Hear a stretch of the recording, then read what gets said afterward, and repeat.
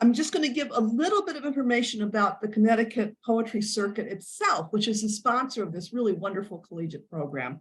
The Connecticut Poetry Circuit was established in 1968 to continue the work of the New England Poetry Circuit, which was established in 1964 at the request of the Academy of American Poets. The work of the circuit is guided by a panel of poets. This year, for this year, it was Randall Horton, Vivian Shipley, Claire Rossini, Kate Rushin, and John Stanisi. Each year, the panel judges a statewide competition of college student poets, selecting 4 or 5 exemplary student poets who then tour the state in the spring. The Connecticut Poetry Circuit is not funded. All the work of the panel and the people who the director and the people who serve, it's done gratis to further the opportunities for these collegiate poets. As the late poet Dick Allen, who faithfully served on and promoted the circuit for many years, said in his final email about his judging results, he wrote, "Hugely valuable competition for Connecticut college student poets," and it is. So today, the circuit is directed by Professor James Gentile of the Manchester Community College. So thank you, James. Thank you, panel of poets, for all the work you did in bringing us this evening's poets. So let's get going. And now, I don't know, I know I had been told that the poets sometimes introduce each other. Are you prepared to do that? Who would like to go first? We usually go by last name first, so Isabella's usually first, but I guess I will go first. And I guess I'll introduce myself, which is I'm Oliver. I'm a senior at Wesleyan University, and I'm majoring in English, and I founded this thing called the Route 9 Literary Collective, which is an organization at Wesleyan and Middlesex County supporting literature and various events there. And we put together a book called the Route 9 Anthology, which is a collection of writing from Wesleyan students, faculty, staff, and Middlesex County residents. And that came out from Wesleyan University Press in the fall. So if you are interested in reading some work of Central Connecticut, you can go buy that book. Maybe it's even at the library, who knows? Or you could get it at the library. So I'm just gonna hop right in and just read some poems, I guess. And so these are poems. I'm gonna read 4 poems, which are all kind of in conversation with this place called the Walter Fernald Developmental Center, which was a center in Massachusetts for disabled children. My great-great-grandfather was Walter Fernald, who was the 3rd superintendent of the school.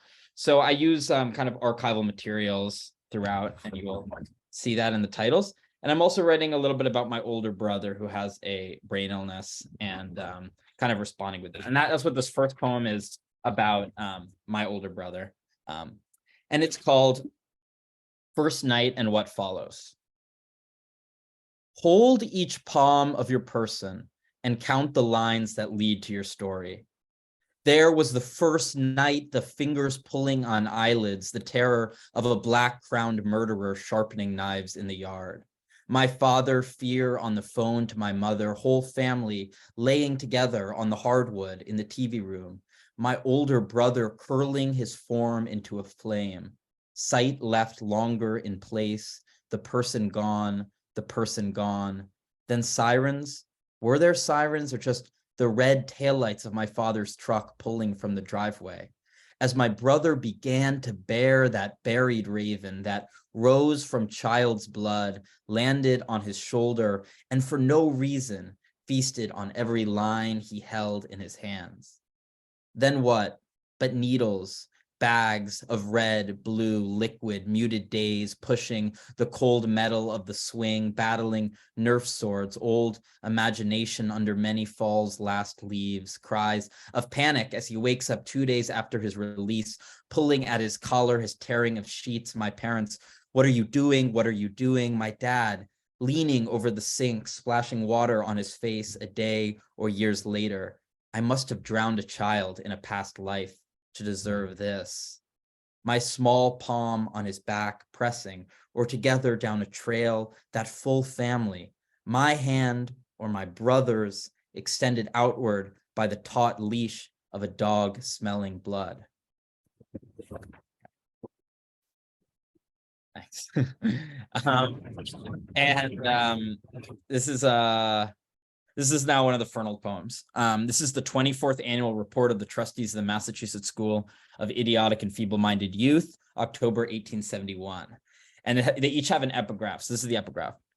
The daily morning prayer, the blessings at meals, the evening supplication are not made in vain.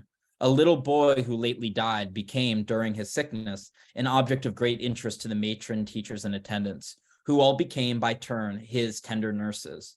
The approach of death seemed to awaken spiritual life. This is the poem. It is not made in vain, the ritual, the morning daily prayer, the blessings at meals, the little ones at night, knees bent by their beds, clasped palms up and out to him of whom they know nothing. Doubtless there was joy in heaven when George Toby, the little idiot, died. He put up those hands and muttered, "Me want to go up, me want to go up," as feathers spread like ash among the 1,000 hands of nurses, who wept and prayed and pet the black jet of his hair off the heat of his head. Do my tears take his eyes? Did he just want to be one boy of many? Another gravestone upheaved for the driveway of a new 4-bedroom. Do I not always refuse his permission? The room was filled with onlookers who stared and sweared that out of that decaying body seemed to rise the growing soul, some feathered thing, some untethered tide, as he sighed to some sort of heaven. They'll say, here comes one of the boys from the South Boston School for Feeble-Minded. It is not made in vain. Every night, as the little ones kneel by their sheets, they hear something higher and better than men, the wings which rustle in a herd, bound for nothing, a heaven without tears, where each stone is sunk without. Okay.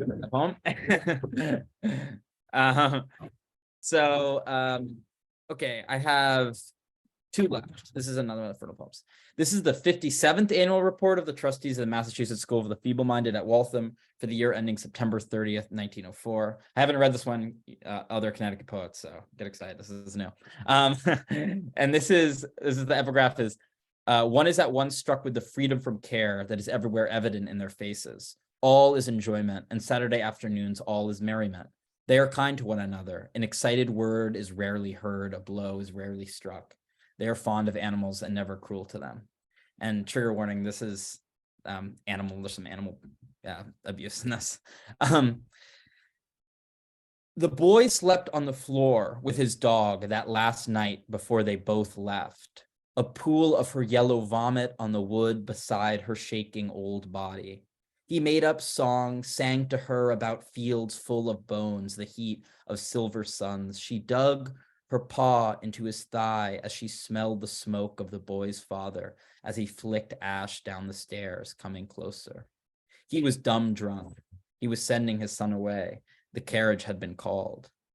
It's suffering, son, it's suffering, father grunted, and the boy whimpered as he watched father drag her faded fur ear out into the yard. Spring dawn had broken with all its nauseous beauty, filling that bottle-filled field with sun, leaving the old dog blinking, dumb, the iron O of father's pistol barely felt, as she searched for the eyes of the boy. He was inside, couldn't look, just heard scream of metal lodged. He ran into the day, clung to his father's coat, trying to crawl in him to hide, bring her back. Now boy belongs to New Yard, a sweeping spring of farmland where the other boys, the other patients, are gentle as they pet and poke the sides of sleeping sheep, run with wet-nosed mutts into the grass, point at the blade of geese across the clouds headed home. The boy is not among them, hidden beneath the barn, holding the squirming body of a rat plump off stolen crackers. He takes the rusted bite of a nail towards its trembling fur, which fuses stiff by blood. He stares as its yellow teeth chew air, its steel squeak.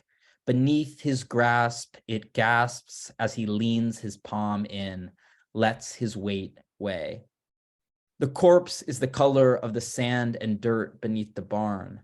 The boy digs another small grave with his fingers.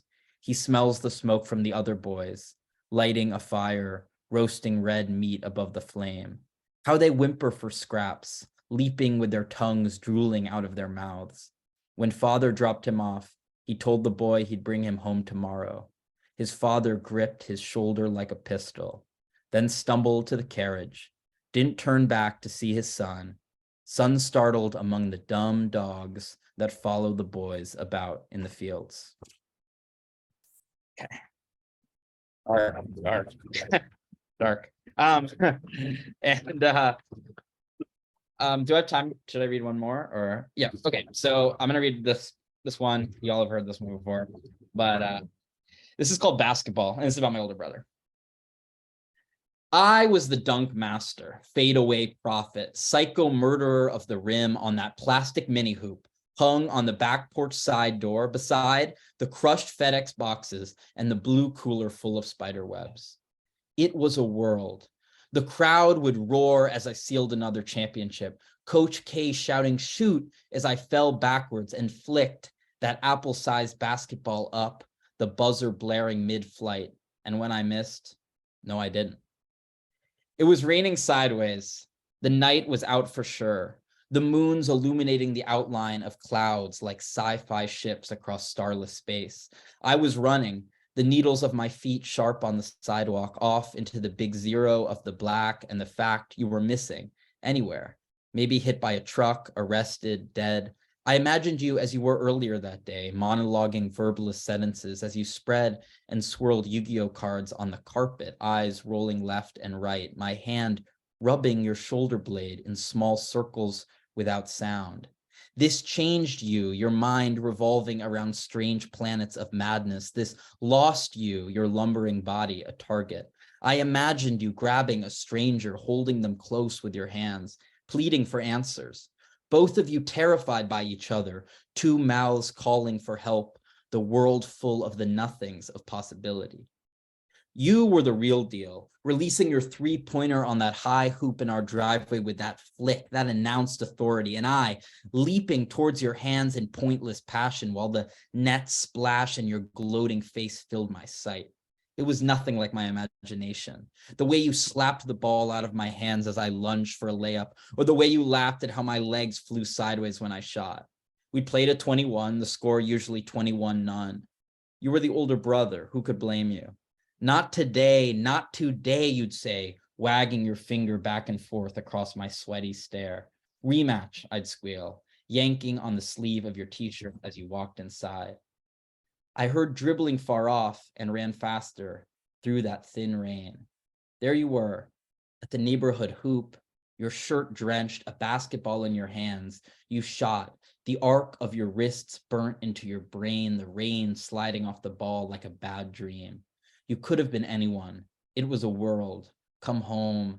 It was a world as you spun that body upward and the beat up ball flew up and out and winning and won. It was all over. It was all in our heads. The buzzer blaring and my arm around your soaked shoulder. The craze of victory in our eyes. We can play again tomorrow. It was a world. No more. It's time to go home. That's all. Thank you, guys. And it was kind of crazy with not hearing anything. I'm like, am I speaking alone? Like, whoa. But thank you. All right, I'm going to introduce our next poet. The great Sara Green is a junior at Eastern Connecticut State University. She's enrolled in the secondary education program with the goal of becoming an English language arts teacher. She resides in Coventry, Connecticut with her partner, as well as her dogs, cats, and hundreds of houseplants. Sara's poems have appeared in Outrageous Fortune and Cardinal Arts Literary Journal. She's performed at Providence Poetry Slam and at College Union's Poetry Slam Invitational, Richmond 2015. Her poems range in themes of mental health, the mental health care system, loss and grief, privilege and racism, women's issues, identifying within the LGBTQIA+ community, and the desperate need for human connection. In her spare time, Sara tutors elementary and middle school age students and plays roller derby for Hartford area roller derby whalers. All right, Sara. Thank you so much for the introduction, Oliver. A tough act to follow. It is very odd being on Zoom and having everything be quiet. Everyone can hear me? Awesome. Okay. So I'm going to start by reading a blank verse poem, one that I generated for spoken word. I actually have started with this poem for pretty much every reading, so we'll just start right off out of the gate. So this is called French Fry. My father is pulling into a Wendy's parking lot littered with shrivels of wind-filled bags and fists of napkins. The basement in my bones earthquakes when the car comes to a stop.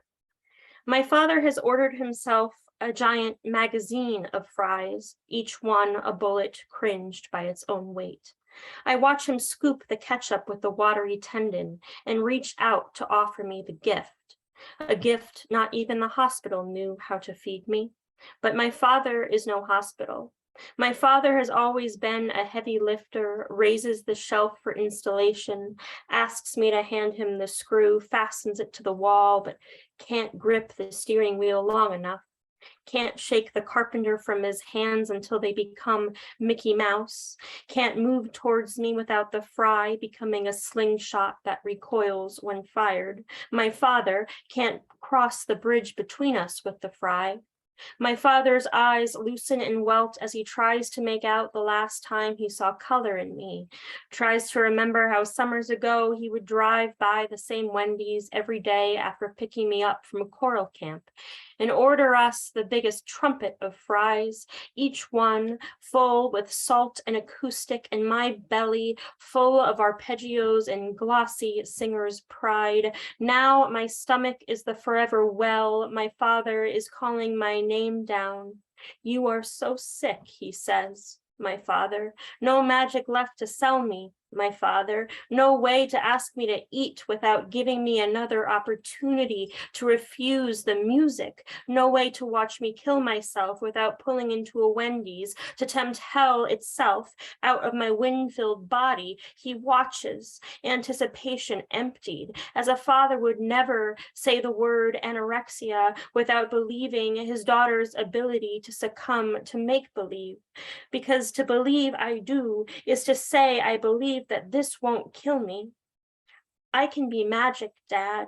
I can fill my childhood if I want to.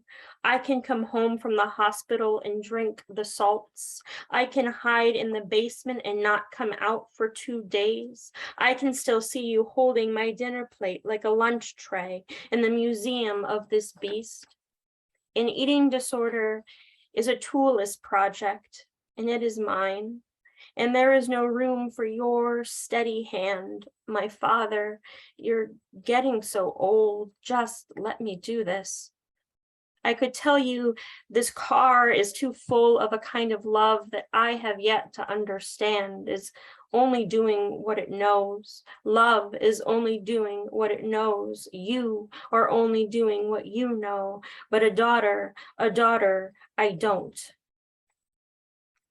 Thank you. So, yeah, my next poem is after Kaveh Akbar, and it's about a plant called the pothos, also called devil's ivy, common house plant, very hard to kill. Okay. Pothos are wilting in their ceramic pots. Pothos are crisping away from and near the windows.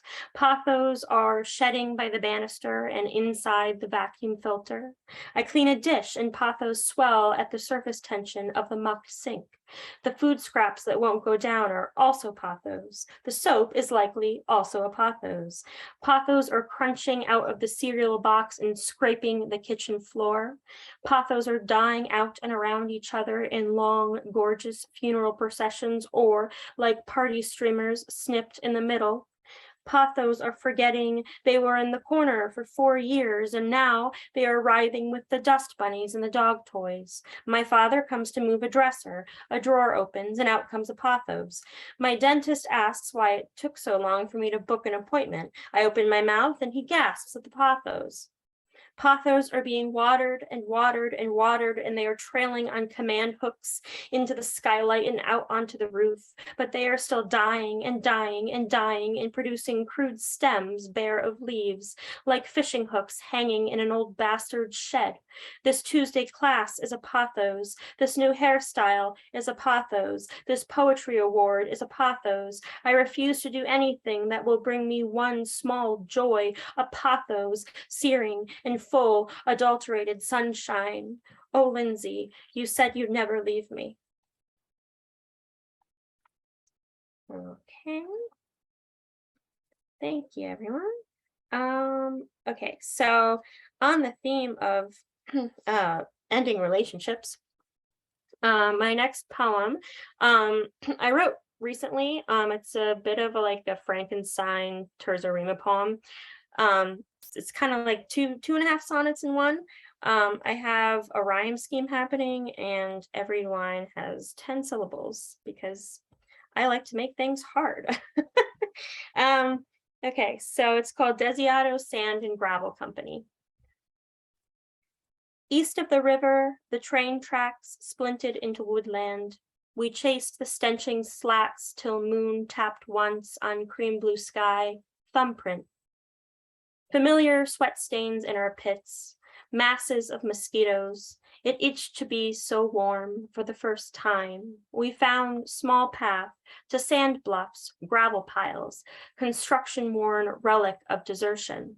Hunkered shoulders made of limestone swelled above horizon. You would not detour had you not seen glint of fever in my eyes. Convinced you at sunset's nickel red timing to climb inch by gallivanting inch, feet collapsed back and sunken down into heaviness. Coarser are my hands, scaling sand like crushed flask. You 10 feet above, the first clear morning of your farness to me. Can't think you cold yet, tongue twitched with terse sand, please adore me. We arrived to the top of the peak, listened, flint glistened in your big tooth. Then you asked why we didn't fall through, get buried, sink inside. I still don't know, but there, smack dab in the center of open space, for a second, wind-cutting stillness, untasked by 4 walls a home will make, windowless. Bereft of gravity, of breath, of traps, your nose leaked. Millions of sands, starchy grits below shifted when we did. Or perhaps they didn't. Sand mimicked how we will turn over in bed, to wake to the other, act annoyed or betrayed, or vice versa. Bliss went with that sunset. Catch it now, you asshole, before I learn to dodge, turn, resist your outstretched hand. Day buried beneath crass rust and tractor pileups straddling dust troughs. Have you ever made sense of our contrast up there before we left this bluff, before we dated for so many years and poured ourselves inward and away from our love?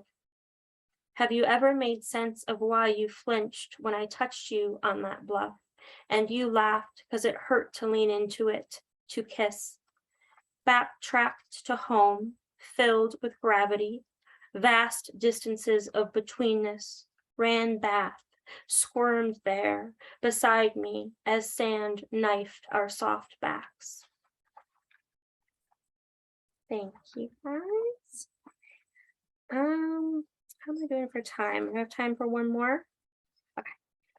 All right, so my next poem that I'm going to do is also a poem that I generated for spoken word.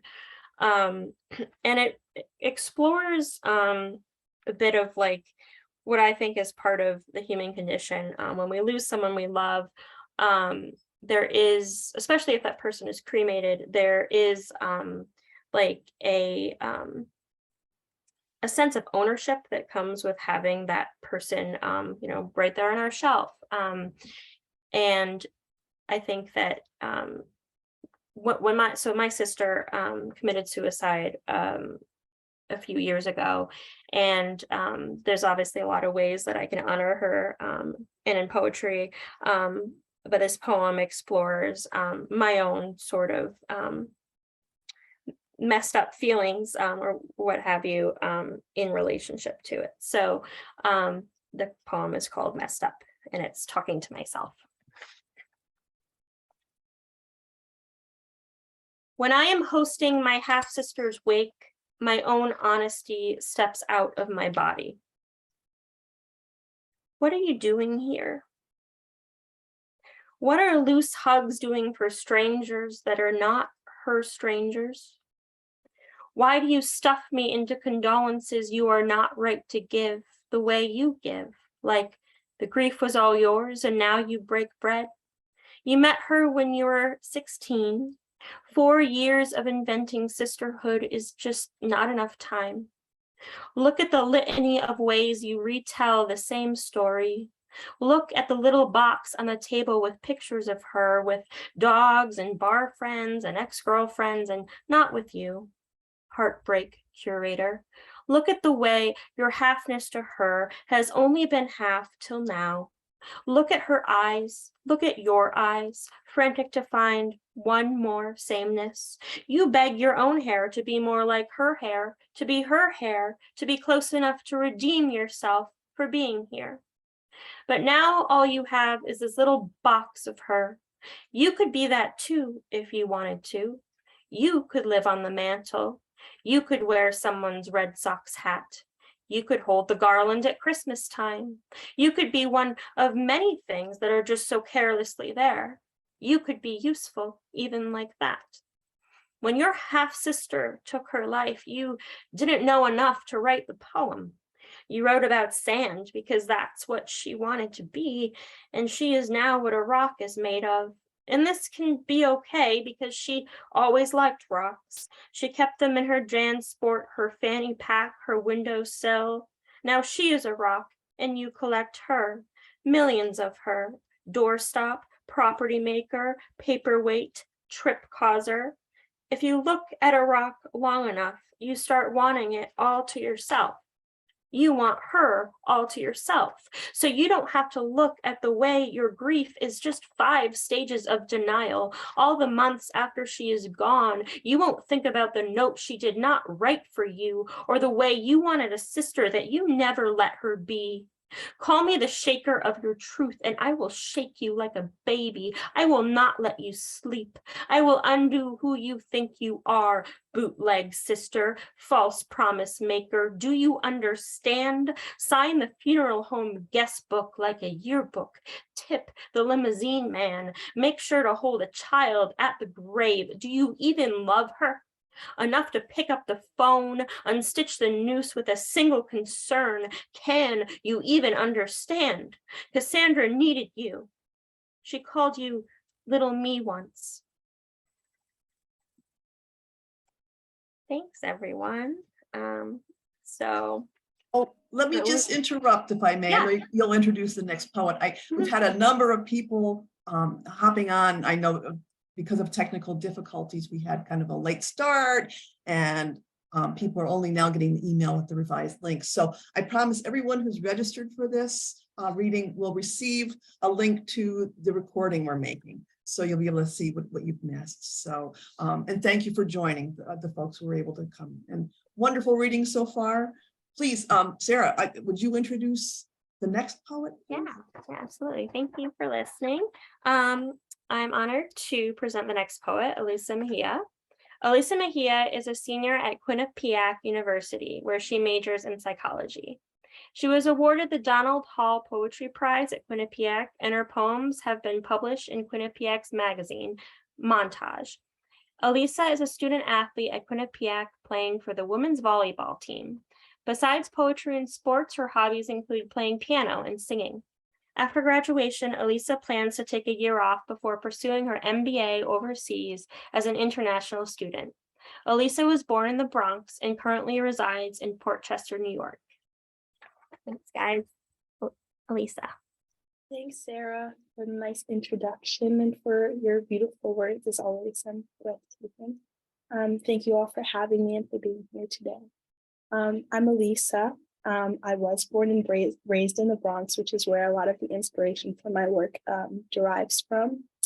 I actually had not started writing poetry until very recently because in the Bronx, we don't really have access to a lot of that type of stuff. So I just recently found my place in the poetry world, and I'm so grateful that I have.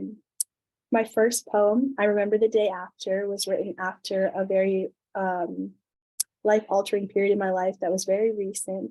And I have a tendency to deal with things through humor. So that's kind of where the poem is. And it's written in a one long sentence to kind of encompass both all the chaos and the thoughts I was having, while also the thoughts, the thoughts and feelings I was having at the time. So here's I Remember the Day After. The house was silent besides the irritating sound of my rubber shoes dragging on the hardwood floor after a long day of going through the motions. And I couldn't even make it to the kitchen before being reminded, thanks to the emptiness of the living room, that you didn't live there anymore, allowing that whole idea of being fatherless to turn me off to the thought of food completely. So I threw my phone on the couch and put on a pair of fuzzy socks so I could glide across the wood floor instead of walk, because my body felt too weak to carry itself all the way from my room to my room, which felt miles away from where I was right then. But luckily, just as I'd been entertaining the idea of crashing on the floor and sleeping by the fridge that night, my brain reminded me that I'd forgotten to finish my podcast with Matthew McConaughey telling me how to be happy, which led me to finally slide to my room to resume where I had left off, somewhere around him saying something like, "You can't be happy if you're doing it for other people," or some bullshit along the lines of that. But nonetheless, it drowned out the sound of the nocturnal animals prowling around inside my subconscious mind. And at least my thoughts could alternate between Matthew telling me how happiness comes from within and my within telling me that I was a piece of shit. But hey, at least there was some balance in my nighttime routine. And I thought if I was lucky, there would be a moment of silence during the internal battle long enough for me to close my eyes and go to sleep before the sun started to peek through the little bit of curtain I'd left open to gauge such events. And that if I was lucky enough, I'd be so sleep deprived that Matthew McConaughey's words would have felt like a lullaby that put me into a deep sleep so that his words could sink into my subliminal thoughts and I would magically wake up happy. If I was lucky, I'd wake up the next day and the only pit in my stomach would be because I skipped yet another meal that night, and not because I simply just couldn't stop thinking of you. Thanks, guys. So there was a period of time in my life when I was younger in the Bronx where I was alternating between public school and then I was put in Catholic school. So it was really hard for me to go from, playing kickball to then just sitting in mass during recess. And despite being in mass as much as I was as a kid, I still felt really far from God. And I felt like that with everything going on with my father, it kind of paralleled each other with my longing for both of them. So my next piece is, I don't know where he went, but sometimes I still pray he finds me. I don't remember if it was a specific day that I lost him. I don't remember which Sunday when wine was no longer his blood and bread no longer his body, or which Sunday I no longer regarded my sins and no longer repented them either. Maybe it was the day I understood why people don't wait until marriage. Or maybe the day Mr. Ehrlich died and out of anger I screamed his name in vain. Or maybe the day my dad left and I lost faith in the idea of fathers. My faith is a forbidden fruit, but sometimes I still pray that its temptations lead me back to him. Thank you all. So my next poem is kind of coincides with this last one in my struggle with faith. And yet my still constant questions to like a higher power for things that I don't understand. And I do love to write about nature, so you'll kind of see that in my next few pieces as well. So this is Mother Nature. I have a question. Mother Nature, how did you wake up this morning? I felt your exhaustion when the wind exhaled on my face as I walked out the door. Maybe you had no choice with the two crows arguing relentlessly at 6 a.m. their screams echoing through your mountains. Genuinely, how did you do it? I saw your willows weeping when I walked to the car, and the remnants of their tears left condensation on my window. Mother Nature, how do you wake up trusting that if you cry, every other ounce of your being will continue living unperturbed by the rain? How do you wake up each morning knowing that the day will undoubtedly end in darkness? Mother Nature, tell me please, how can I wake up? Thank you all. Oliver, this is very strange. So this next piece, Beneath the Frosted Tree, kind of continues my nature theme. And it was written for my neighbor in the Bronx who was a foster kid. His name is Adam. When I was young, I didn't understand the stories that he was telling me and all these things. I didn't conceptualize that they were actually happening to him because we were just kids. And I often find myself thinking about him. So I wrote him a poem, and it's written in blank verse, and it's called Beneath the Frosted Tree, which was inspired by my perception of something being affected by its external forces and not being able to do anything about it. Beneath the frosting tree, for Adam, the foster kid who lived next door, thank you for sharing your story with me. Beneath the frosting tree, fallen leaves laid like playing cards dropped from the hands of a child, and the willows wept as winter came to attack and destroy the beloved world around it. He too feared the harsh war of winter. His short-term mom withheld the world from him and far too frequently used the base rate check to invest in clothes and shoes. No toys, no food.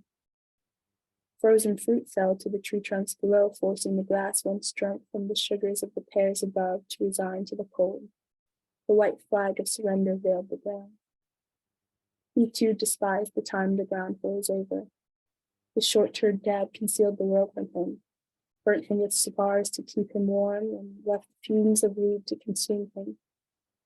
In spring, when the trees defrost and the sun announces its return, the earth rejoices.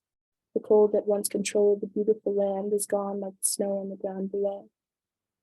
I wish I could say that he too embraced the sun's return, but that would be a lie. And if I could, I would rewrite his story. But for some trees, there will always be winter. Thank you all so very much. This is my final piece. It's a monosyllabic piece inspired by Tupac's ode, Rose That Grew from Concrete, which was the first poetry book I had ever laid my hands on. So here's Ode to the Lone Rose. Long live the rose that grew from concrete. Tupac. Here is an ode to the lone rose that grew from the crack outside my home in the Bronx. The rose that bloomed and grew with time. The rose that stood tall as a mark of grace and might on a street that only saw hard times.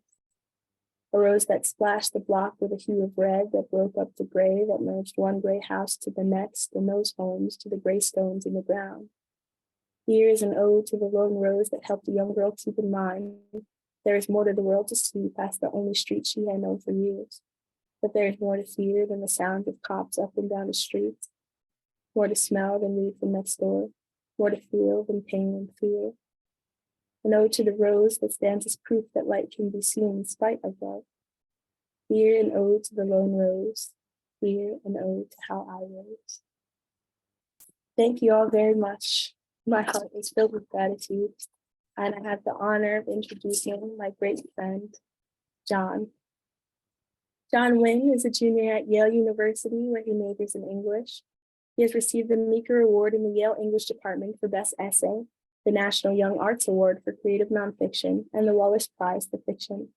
Born and raised in Minnesota, John hopes to be a professor of creative writing in the future, or a journalist who secretly writes poetry, a writing mentor of some sort.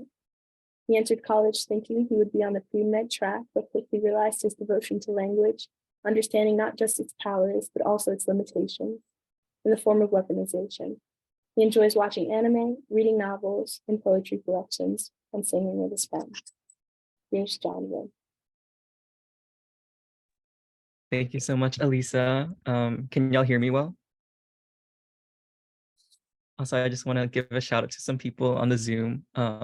First off is my mom and dad, calling from Minnesota, where hopefully it's spring right now, and not snowing. And also my older sister who's calling in from Boston and just finished a work day with her high schoolers. She's a math teacher. And my professor, Professor Stillman. So I'll read 4 poems today. And I think all of them can be characterized by a quote from the poet Jericho Brown. Every poem is a gesture toward home. And the first poem I'll read is very much in conversation with Alisa's final poem, The Rose That Grew from the Concrete. And it's kind of very interested in this kind of savior narrative, or like the rags to riches narrative that we commonly hear. And it's trying to critique the very common idea of making it. Cinderella's Liberator. Transporting the girl I long observed in the sisterhood's crystal ball, my carriage passes through an apple orchard and then a wood where swallows have built a nest. Below them, a floor strewn with twigs and pine cones. Soon she makes it to the castle gates. The coachman halts, the footman opens the carriage, and the ivory horses neigh in parting. Surrounded by a river and willows, the castle interrupts the light of stars with its own, from bedrooms, private libraries, dining rooms, balconies. Down the velvet staircase and into the ballroom she goes, light-fingered, holding up her gown. Everyone watches, even the violinists, dropping their bows to see a girl who just finished scrubbing chimney soot. The prince leads her back, past the drapes, and they dance beneath a giant vase of hyacinths, a cold glove pressing her lower back, the part that is naked. Outside, the horses in their golden bridles wait, but make haste, Cinderella. Return to the least deceptive of origins. The carriage wheels are beginning to creak.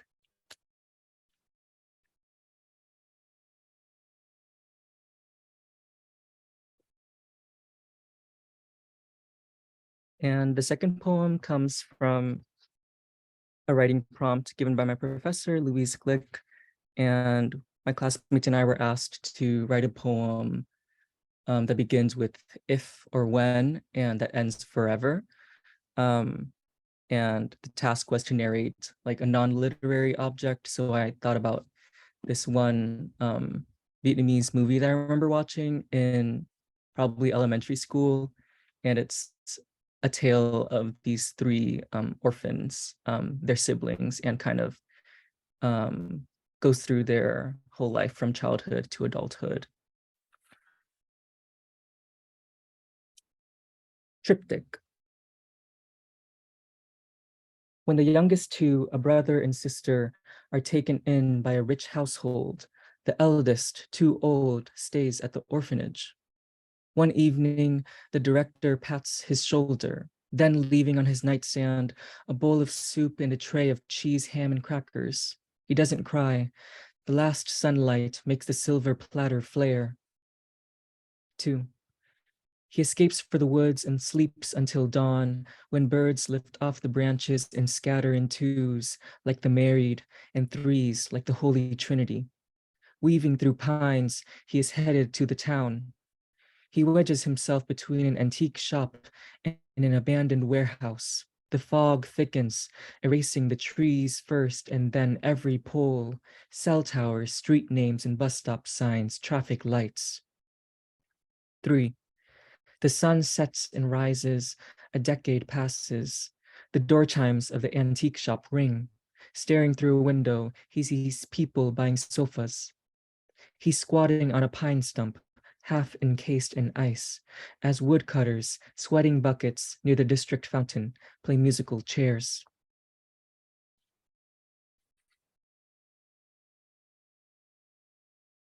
Thank you. And this next poem I'll read is probably my favorite one.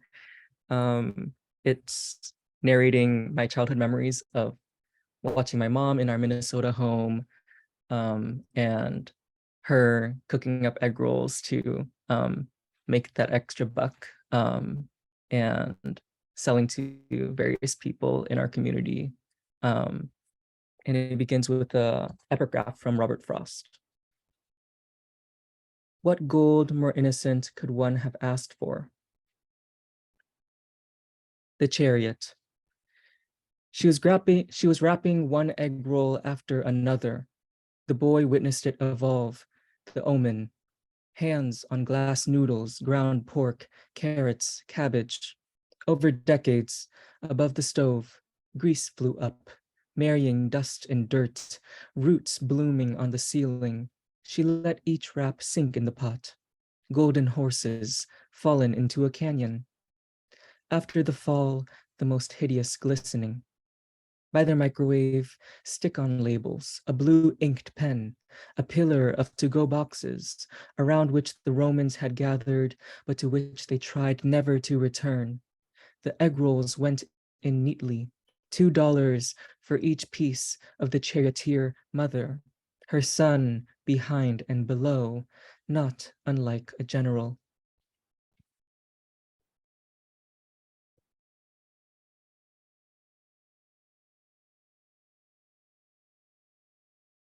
And this final poem is very much preoccupied with kind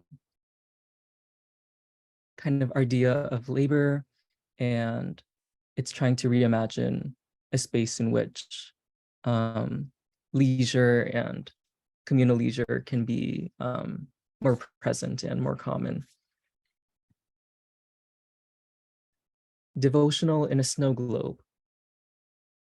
From this bridge where people rarely stop, you gaze down at the water and I take a seat on the rail. Radios distribute music. At the bank, grass is rusting. All around, spectators. Construction workers bend to remove bricks from a sidewalk and pack the ground beneath. You take off the coat I bought and tie it around your waist. The sun grants us amnesty. Facing the clouds, while a waterfall of birds shatters in the river, you avoid condescending to those dusk-colored vests whose wearers can now stop kneeling and unwind.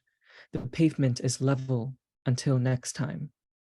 Then I get up and look out, look past, over the ferry boats, the bike paths, the picnic tables and benches, and toward the alternatives. Thank you. Wonderful. And then I'll introduce our final poet, Isabella. Isabella is a senior at Western Connecticut State University, where she majors in professional writing. Her poetry has been included in Western's Breathing Space Broadside series, with publication in the university's literary magazine, The Echo, and display throughout campus as a poster. In addition, she was selected to represent Western at a poetry reading at Bird's Books in Bethel, Connecticut. Although writing is her main artistic focus, Isabella enjoys creating art in other forms, including photography, video, drawing, and painting. A resident of Westport, Connecticut, Isabella also loves to learn about people and different cultures. She spent the spring semester of her junior year studying abroad in the Czech Republic, additionally traveling to 9 other countries. And for 5 years, she has participated in Christian missionary work in the Dominican Republic and Haiti. After graduation in May, she will be traveling to Vietnam to teach English to children. Isabella. Thank you so much, John, and thank you guys so much, Barb, for organizing this. And it's really an honor to be here. And I hope you enjoy the poetry. And it's been an honor just being behind all of these poets. And everybody did an amazing job today, as always. And thank you, guys. All right, so the first poem that I'm going to read, or at least the theme of most of my poetry, is going to be based on different narratives.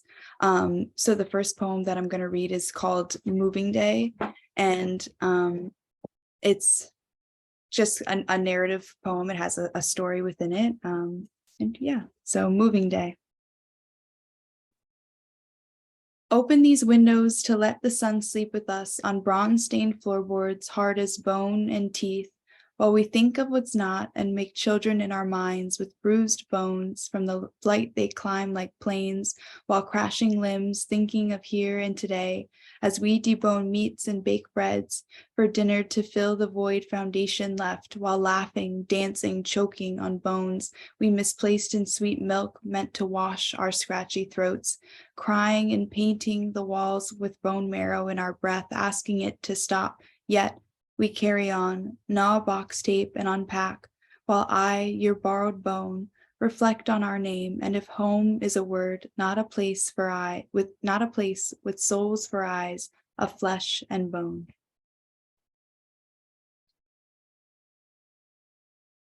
Okay, and so this next poem, I made in a poetry workshop, and it's just kind of deals with poetry on the page. Unfortunately, you guys can't see the page, but I hope you can hear the page through the poem.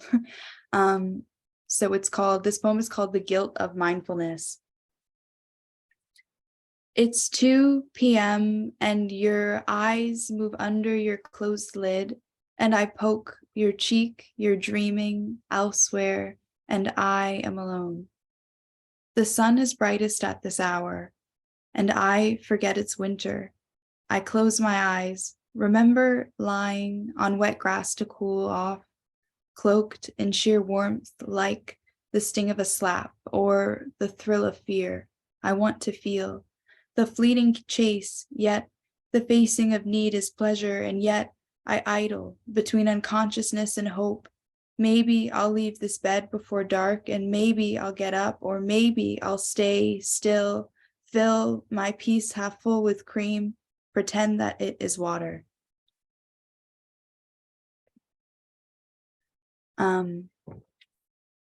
So this next poem is a quadrilleur. So the poem takes place in 5 different parts. Each part can be a poem within itself, but they're just kind of separated by these parts. And the poem collectively is supposed to be a love poem because that's the theme of the quadrilleur.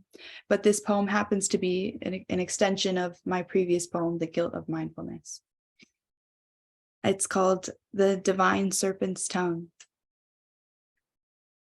1. Words clog my ears like parasites. I pull them out one by one, yet thousands make their nest.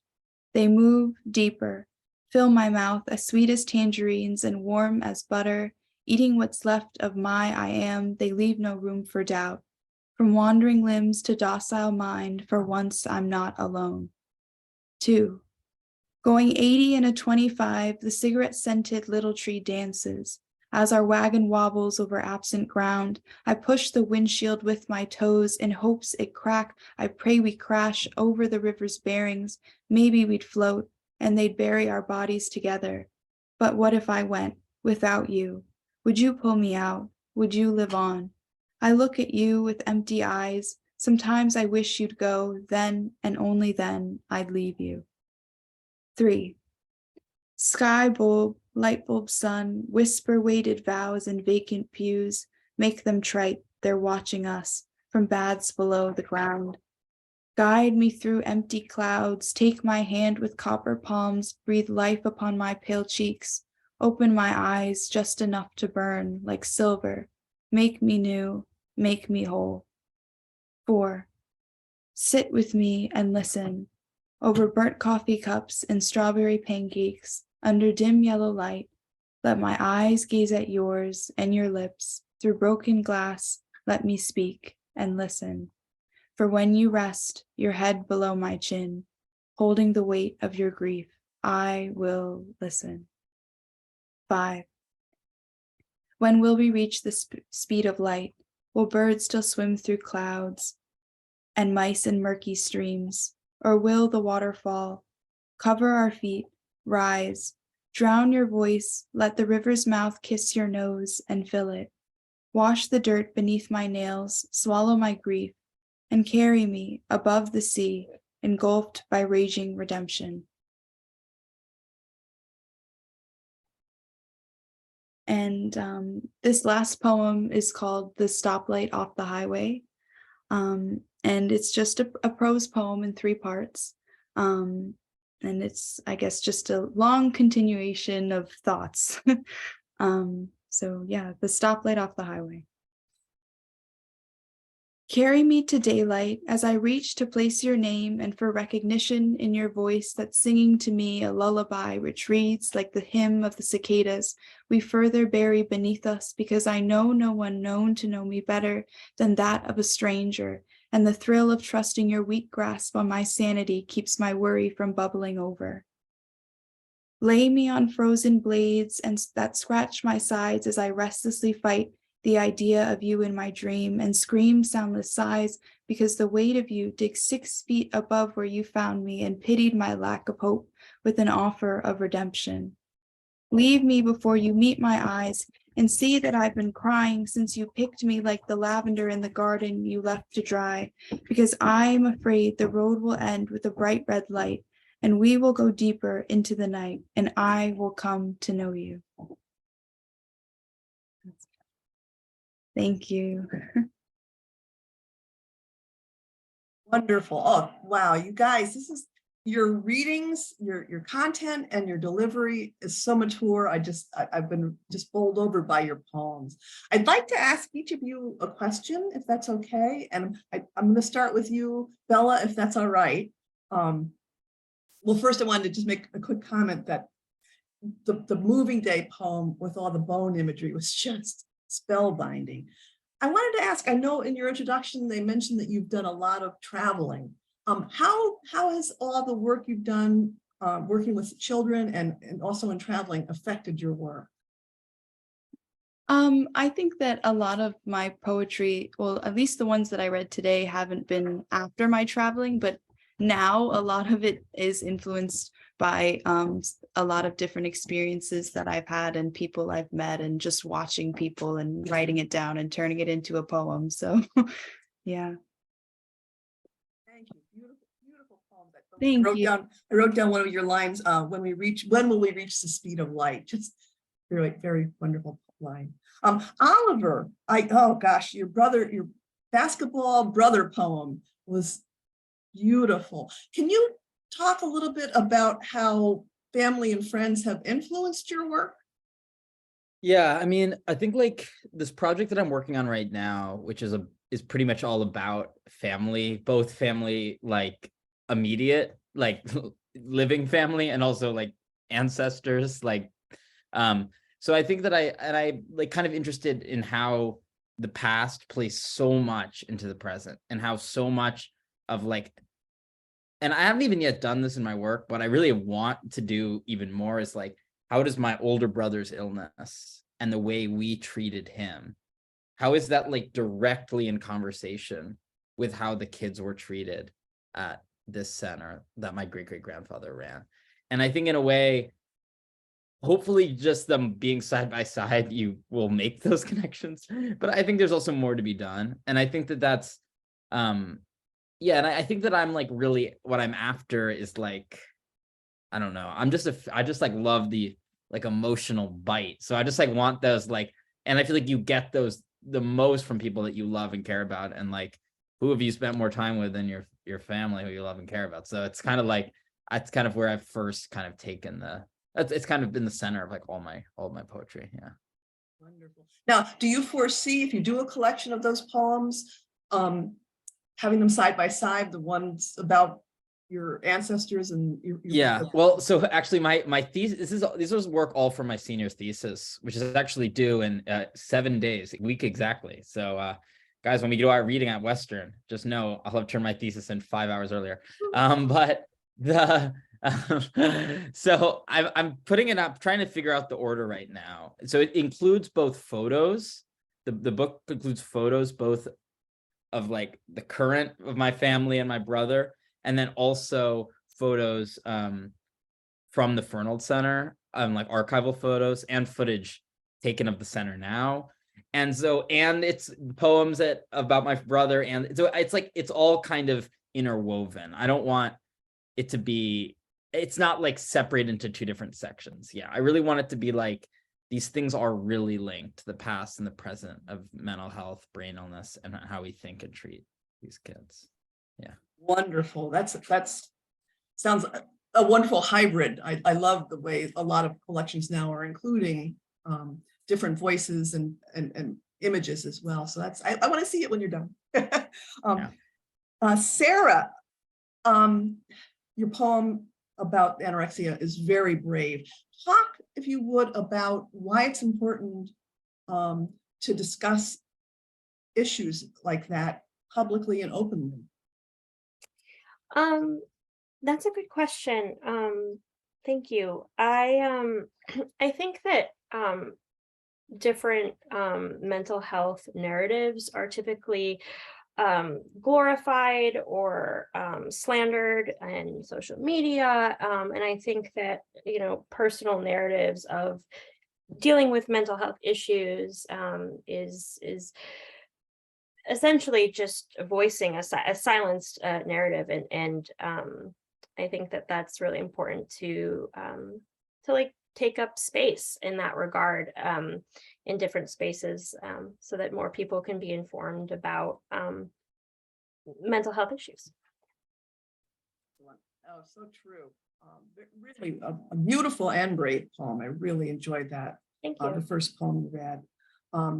Alisa, I know you made some references to the monosyllabic poem, which was inspired by Tupac. Who are some of the other poets who have influenced your work, and how, if you wouldn't mind sharing some of that? For sure. As I kind of mentioned, I just recently got into poetry.